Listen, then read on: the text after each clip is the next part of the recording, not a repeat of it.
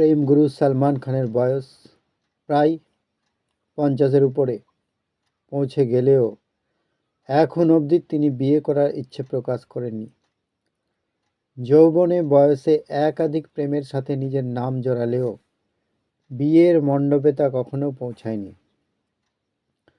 সেই বিতর্কের মধ্যে অন্যতম একটি হলো সালমান খান এবং অভিনেত্রী ঐশ্বরিয়া রায়ের প্রেমের গল্প।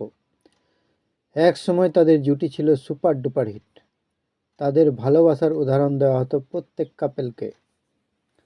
দুজনের মধ্যে এতটাই গভীর প্রেম ছিল যে কেউ কোনোদিন স্বপ্নেও কল্পনা করতে পারেনি এই সম্পর্ক পরিণতি পাবে না। তবে বিচ্ছেদ কেন হয়েছিল এই নিয়ে এখন অবধি অনেকের স্পষ্ট ধারণা নেই।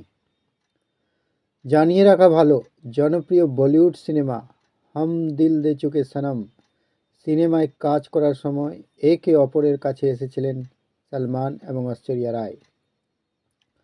তাদের মধ্যে এমন মিষ্টি সম্পর্কের গুঞ্জন রীতিমতো দাবানলের মতো ছড়িয়ে গিয়েছিল গোটা বলি ইন্ডাস্ট্রিতে।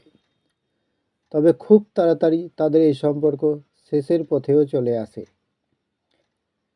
কেন বিচ্ছেদ হয় এই নিয়ে অনেক মতভেদ থাকলেও জানা যায় ঐশ্বরিয়া রায়ের বেশ কিছু শর্তের কারণে সম্পর্ক এগিয়ে নিয়ে যাওয়ার পথ থেকে সরে দাঁড়াতে হয় বলিউড ভাইজানকে।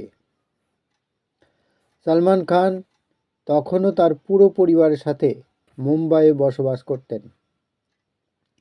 অভিনেতার পরিবারের সাথে সময় কাটানো বেশ পছন্দের ছিল, কিন্তু শোনা যায় ঐশ্বরিয়া রায় বলিউড ভাইজানকে বিয়ের পর পরিবার ছেড়ে বেরিয়ে আসতে বলেছিলেন।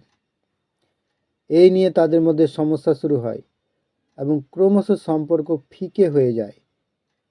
তবে এখানে শর্ত শেষ নয়। জানা যায় বিয়ের পর ঐশ্বরিয়া চেয়েছিল সালমান খান যাতে তার ভাইয়ের ব্যবসায় টাকা বিনিয়োগ করে। এই শর্ত শুনে আরও বেশি রেগে গিয়েছিলেন বলিউড দাবাং। ঐশ্বরিয়ার এই সমস্ত শর্ত সালমান খান মেনে নিতে পারেননি। পরিবার এবং ভাইকে ছেড়ে তিনি নিজের ভালোবাসাকে গুরুত্ব দেননি। এই সমস্ত শর্তের কারণে দীর্ঘদিন ধরে সালমান খান ও ঐশ্বরিয়া রায়ের মধ্যে মতভেদ চলেছিল। তবে মতভেদ থেকে জন্ম নেয় দূরত্ব এবং ক্রমেই তাদের সম্পর্কের রং ফিকে হয়ে যায়। শেষ পর্যন্ত 2002 সালে এই বলিউড জুটির ব্রেকআপ হয়ে যায়। ভিডিও এই পর্যন্তই। থ্যাঙ্কস।